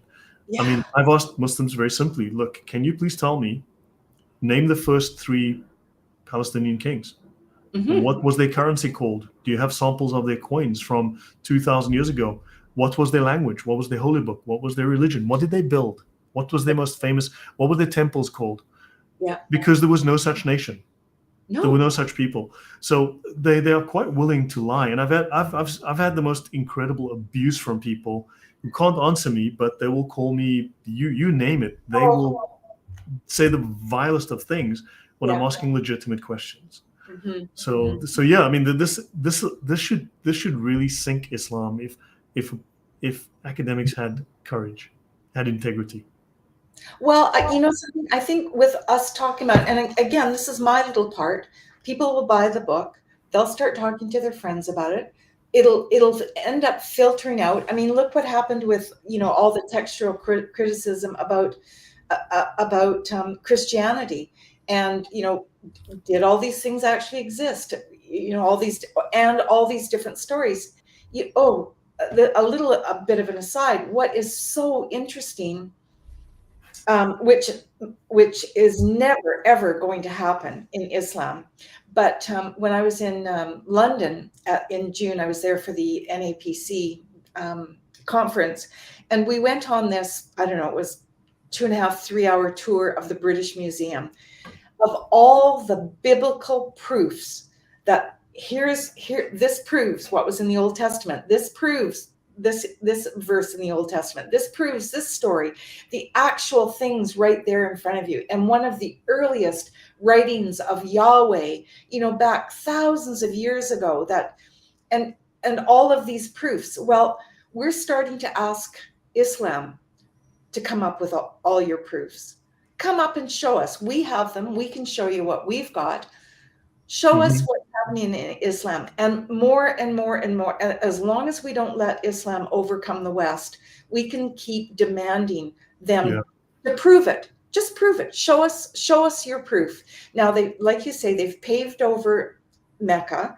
They've got all the tunnel. If there was any large archaeological find, which of course there isn't because it never existed before about the early 700s, not as a place. But they've got tunnels underneath because of so many pilgrims on top. The roads get too crowded. So they've got tunnels to get ambulances and police and all the rest of that. Surely, I mean, if you were sticking a tunnel in Jerusalem, in Athens, in Rome, in London, what are you going to find? Well, in Mecca, zip, zilch, nada. Not a single thing. Mm-hmm. And they're just look at the rock in Taif that they destroyed, and thank goodness we've got pictures of it. It's in Taif, which is Mecca is 3,000 feet below this little oasis town. This is for people who don't know, up on the plateau, up on the trade route. Taif is a little town that's on an oasis. I've been to Taif. I've been there twice. Oh gosh, yeah. Well, I've been all over Saudi Arabia, believe it or not. Well, I'm kind of describing it more for people out who don't know. Anyways, there was a rock inscription that talks about the Kaaba being built in 697. The Kaaba was built in 697. Well, guess what? The Saudis have destroyed that rock now. Doesn't exist anymore. Yeah. Well. Well. And there was also, and we don't have to get into the whole MHMD as a title as opposed to a name thing right now, but there is also a rock that was in Yemen. Thank goodness we've got pictures of it. And that's been destroyed. And that talked about a Jewish leader called MHMD, the chosen one. In fact, yes, and that's actually that goes back to the 5th century, and that's actually to do with he was the Jewish king. He was from yes, I spoke about that in my discussion monotheism in my monotheism series, and they refer to MHMD as God, Yahweh, and his son Christos. They speak of him and his son Christos. And then also there's the simple fact that Christianity was far more widely spread across Arabia than people realize, along with all of when the Gnostics and heretics were kicked out of Rome. Yeah. Because Christianity finally became established, and also kicked out of Alexandria, which were the main hubs of heresy the vast number of them congregated in southern Arabia. Yeah. And they brought their heresies with them, and there was massive theological tussle between what's the real Bible, what's true, which is why we have the Jesus of the Quran literally performing making some clay birds, bringing them to life, which is a Gnostic story, a known Gnostic story, Yes. which has been dated to the mid to late 2nd century, of which the earliest manuscripts are only the 5th century. So you've got literally a Gnostic Isa, who's clearly not the Christian Jesus. He's a Gnostic, which is why the Quran has all these Gnostic fairy tales in it. Yes. And so, we need evidence. We want evidence. And I don't know why academics haven't written Islam off as a complete fabrication yet. The evidence is not ambiguous on this. No. Well, you know what it comes down to, Lloyd? And you did, I think, a talk on this, is the money that's going into all of the universities. Billions. Yes. And so, of course, if these people want to keep their chairs and want to keep their funding, well, they have to tiptoe around this whole story. Yeah, they can't come out and say it. You're right. No, and so it's up to people, as far as I'm concerned, little people like me, writing a book, talking to you, doing classes, all of us need to be doing these little things so it can filter out, so that these academics have no choice but to admit what's happening. And we need to. True, it is up to us, but I think we are educated enough. I mean, I can probably at this point walk rings around most academics who deal with this. I think. Yes. I think I know this. I've had PhDs tell me that I know Islam and the Sharia at PhD level. So, absolutely, I would agree with that. Yeah. I think we know more. Al-Azhar should give you a doctorate. Thank you. I mean, we've got how many of us now on YouTube as lay people who probably can compete and outcompete imams? Oh, absolutely. We know this really, really well. And better than most Muslims, I believe. We know the sources, we have the sources, we study them, we write about them, we make notes. I'm a little OCD with the notes. You're amazing. You're just amazing. Thank you.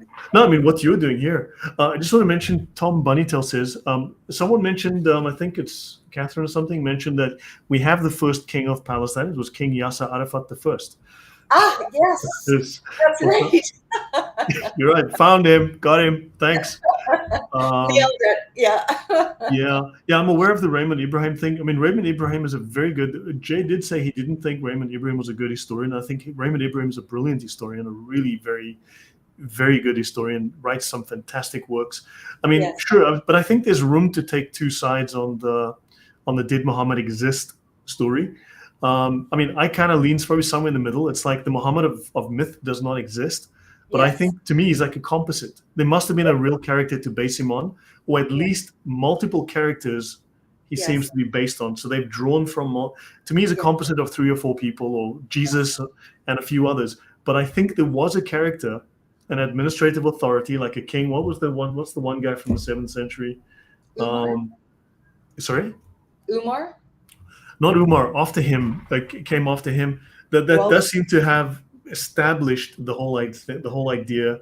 And that was in the 9th century.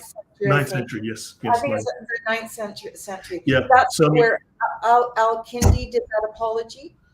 Something like that. Yeah, I can't remember his name offhand, but I know who I'm thinking of. And so it does seem to be there was someone who kicked it off, who coalesced the ideas and said, okay, look, let's make it like this, and they pushed it. And that became Court of Al-Mamun. I think it is. Actually, I can look it up really quickly because I've got it here. But anyways, go ahead.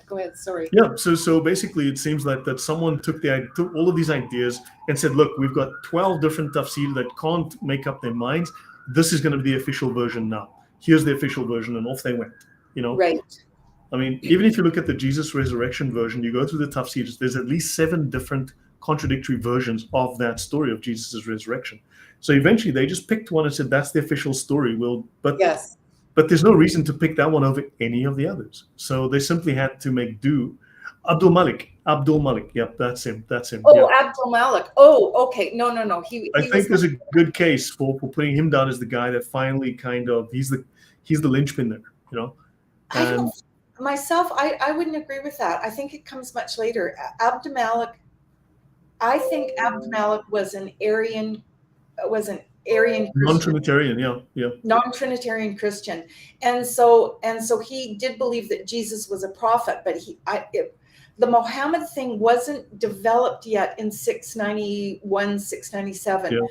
I think the Abbasids developed that. I think you're right. He's like a Robin Hood or a Macbeth or King Arthur, perhaps. You know, because King Arthur's all made up. Yeah, And but he does seem to have been very formative in some things.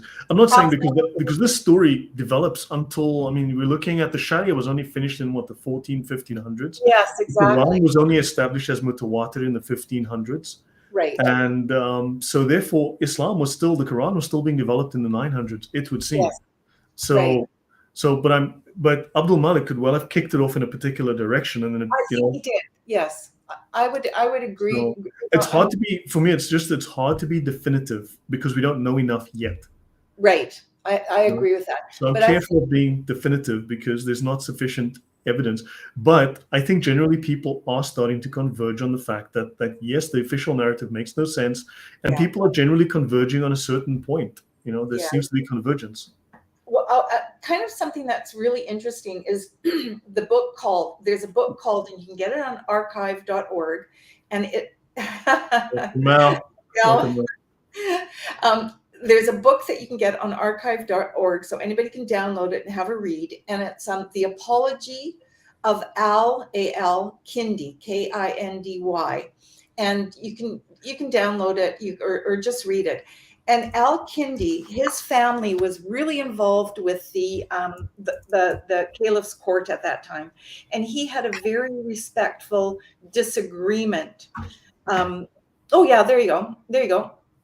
And he had a very Al-Mamun. Yeah, I was right. Yeah, so it was at the court of Al-Mamun. Yeah, early 800s, and it seems like there were still some questions about Islam and its form then.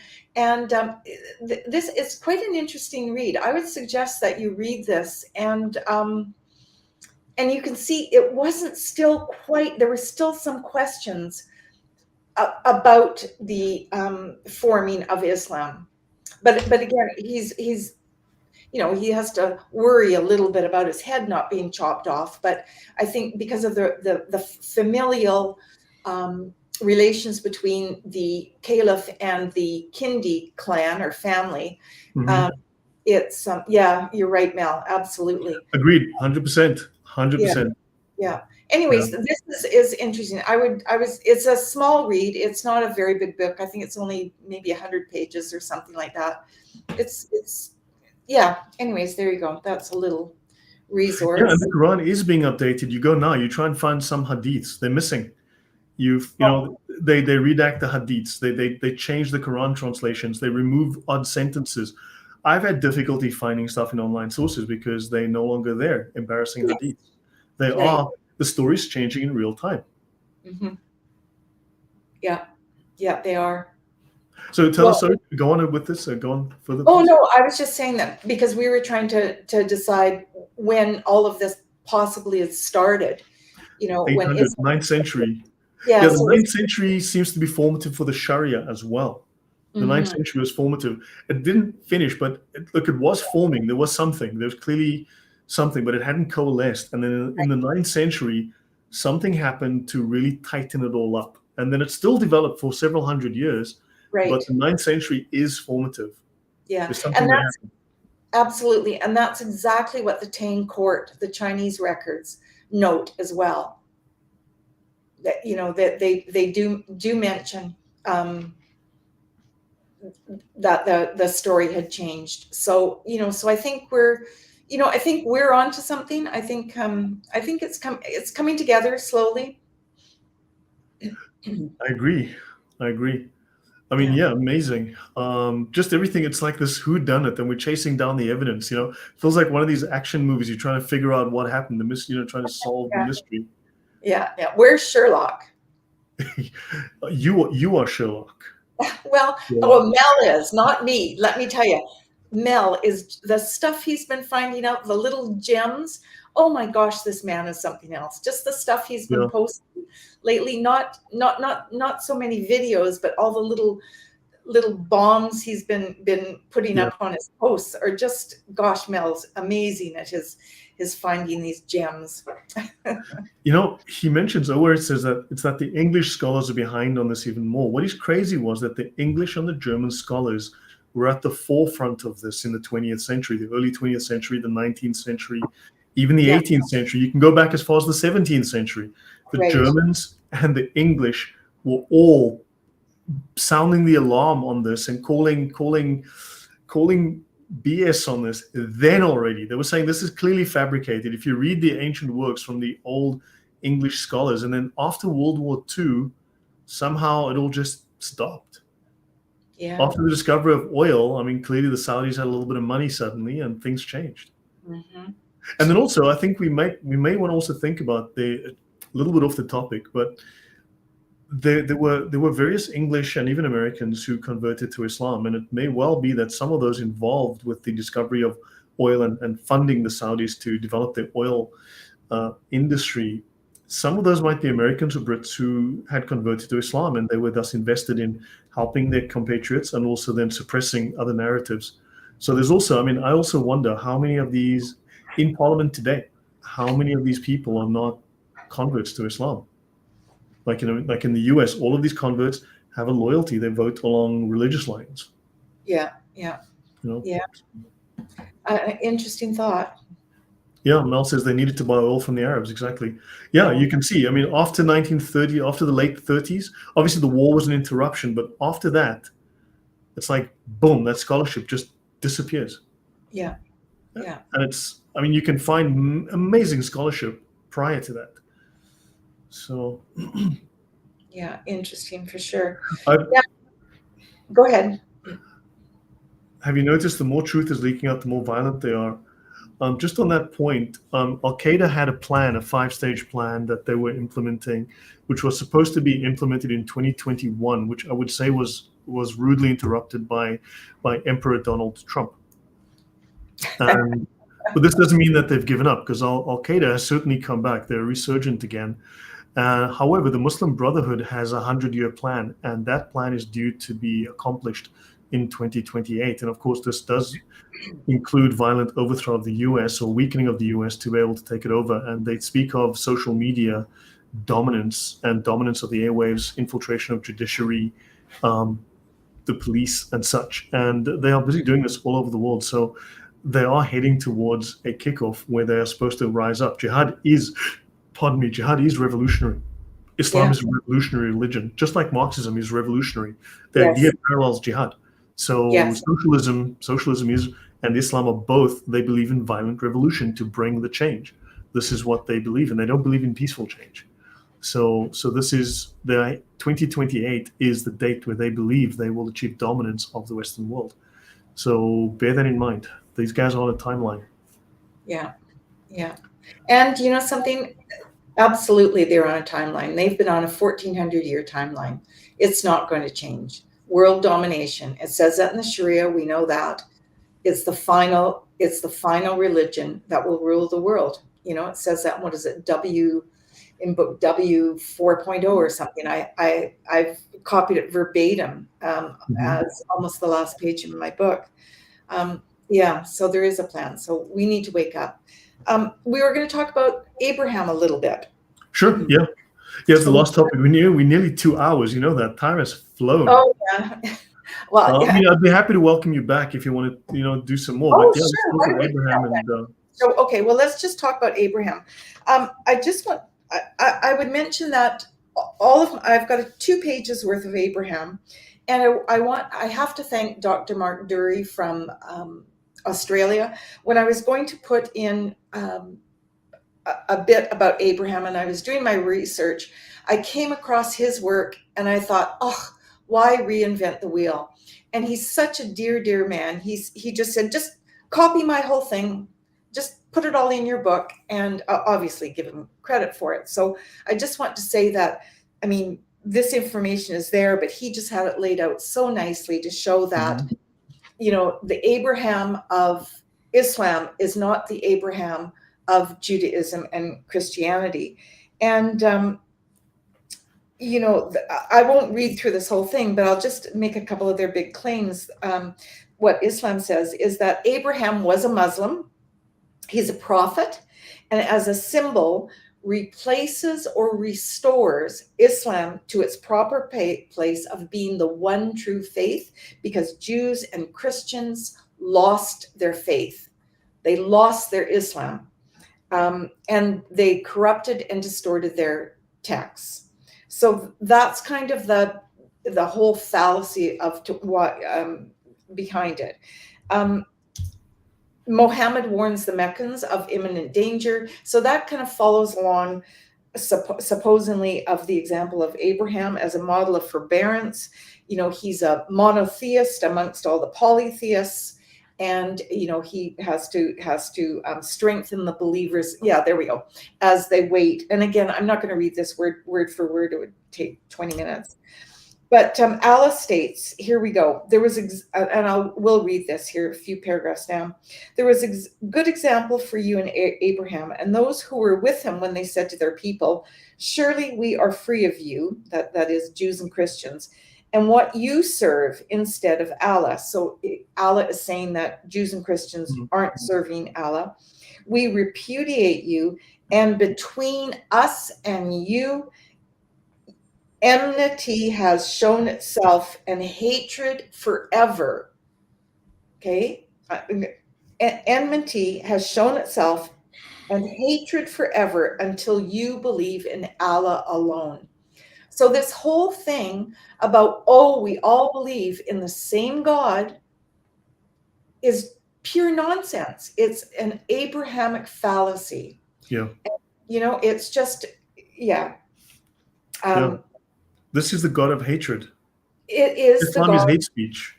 Yes, it is the God of hatred. Yes. And I'll kind of leave it there. Again, I want to leave it so that there is some stuff. And, I wonder whether or not Trump's son-in-law, was it Jared somebody, when they came up with this Abraham Accords, it's an Abrahamic fallacy. It sounds really nice, but I just wonder if he knew anything about where Islam stands on Abraham as compared to Jews and Christians when they made the Accords up. I don't know. I sent Trump a book, by the way. Sometimes diplomats have to do things for diplomatic reasons. They've got to, they've got to weigh certain things up, and the facts might need to be overlooked, granted. But you would hope that in the background, they're not that stupid. Because at least if the Muslims have made that claim, they can hold them to a standard that they've set themselves. But hopefully, I'm not fully convinced by Sebastian Gorka, for instance, as the guy dealing with Islam, that he fully understands the Sharia, for example. I agree. I'm not convinced, So yeah, I can understand why politicians may need to make the decisions they need to make, for unity's sake and so on and so on. But you'd hope that in the background they understand the facts. I would hope so.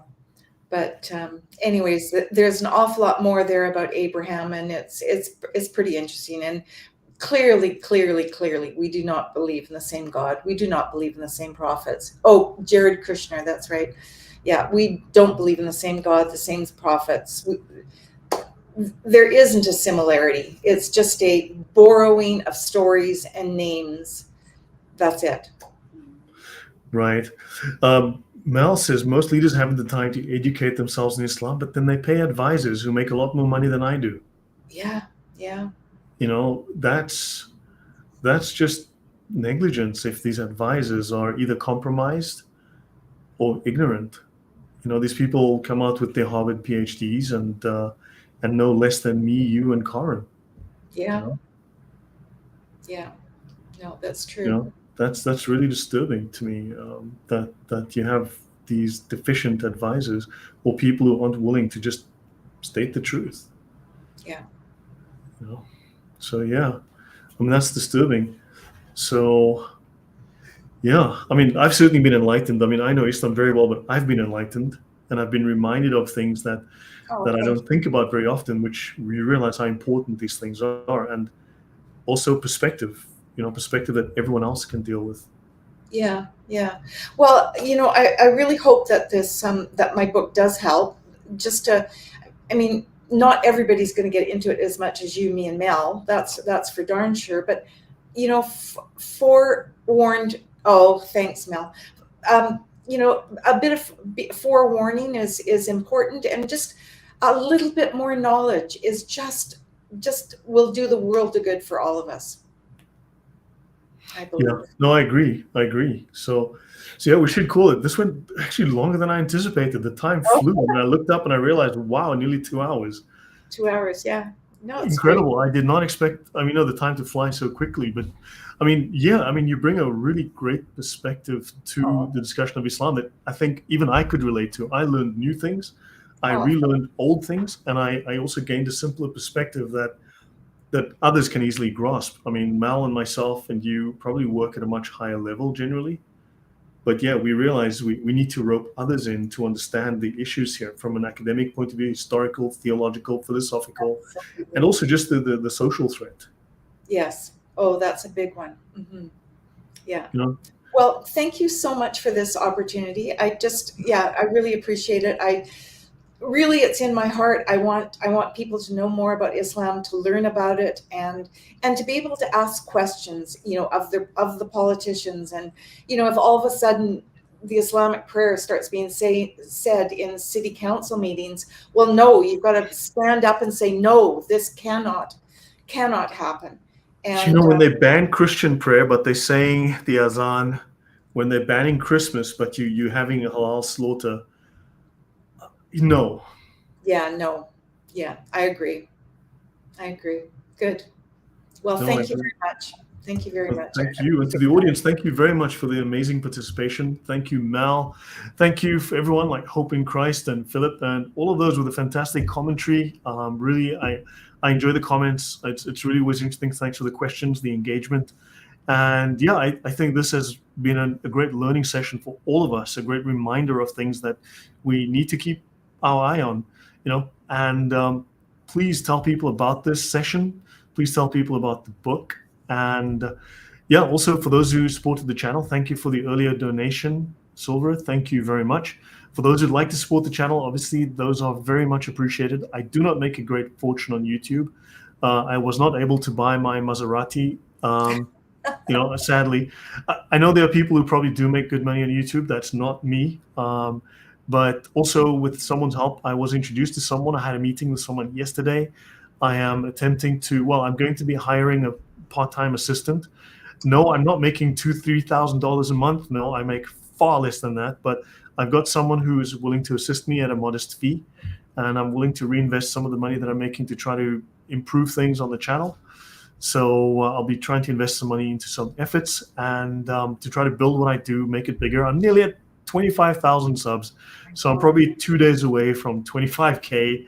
So yeah, things are growing. Thank you very much for all the support. I would not have done it without you guys. And Karen, thank you. I mean, this has been amazing. I really enjoyed it. I learned a lot. I'm sure the Oh, audience has. And tell us again where everyone can find your book and find you, and maybe a last word on positive things that we can all do, because you had a positive effect, and your book's having a positive effect. The talks you're doing. How can we as individuals have a positive effect, within our own circle to help spread the message? well, firstly, if you don't know anything about Islam, get the book. It's found on Amazon in every single country. I'm hoping to put it up on a couple of other places as well, but I haven't quite got that far. And how can you help? Well, you can help by just talking to your family, your friends. When something happens, you can talk about it. You can also use the book to ask if you've got a Muslim friend. You can say, well, look at what this woman has said about comparing Jesus and Isa. What do you think about what she says about getting into paradise? What do you think about this? What's your point on this? Because I can tell you this: most of us in the West know a lot more about Islam than most Muslims do. I've just found that so often is that I know more about them. Well, I certainly know more about Islam than a lot of Muslims do. But you can also start, if you're attending church, you can also maybe ask your pastors if some sessions can be done. You might have better luck in your countries with some small community groups or anything like that. Anything just to get the conversation going and open it up. And again, my book touches on topics very lightly. It's not intimidating, but I provide 13 pages of endnotes and 5 pages of books, which is a huge portion of this book, so that if you need to, let's say you've formed a little group to talk about it, well, where do you go next? Well, it's all in here for you, that you can, if you're interested to go farther, you can. But all of us in the West, if we want to maintain our beautiful societies, I mean, everything needs work on everywhere. So please don't think I think this is absolutely perfect, but really, as far as humankind living in a great civilization, we need to keep this. We can't let Islam, which is very supremacist and very, very missionary-like, evangelical. They're very evangelical, if to put it that way. We have to stop it in its tracks, and we need to bring them all home to Christ. Is really what we do. They're on the wrong story. They need to read the right story. And I'll leave it at that and thank all the viewers. No, thank you. Wow. No, thank you. Yeah. So guys, we can do something. I know we don't have, we don't have billions in Qatari budget, but you can talk to the people next to you. You can talk to people at work. You can talk to people at church. You can talk to people at the football club or at the bar or whatever the case might be. It's possible at church. Start where you can. Do what you can, and because the truth is waking people up. Look at what's happening in the UK. People are waking up. Yeah. You start to see, and these are all grassroots things. These are starting from the bottom up. So you have power. You can be that grain of sand that eventually makes that avalanche. You can grind those gears, right? Those drops of water that make the flood. You can be that. So yeah, don't think that you are powerless, because the powers that be do want you to feel you are powerless so that you don't do anything. But remember that, for good men to do nothing allows evil to succeed. So let us be good men. Let us speak up, and good women like Karen, and let us speak up. So thank you, Karen. Thank you, everyone. This has been amazing. And yeah, we'll do this again. I think this will be fantastic to tackle some topics. And yeah, everyone, again, have a wonderful night. God bless, and be inspired, everyone. And thanks, Mel, for showing up. Always great. Yeah. Okay, thanks so much. Take care, everyone. Goodbye. Okay.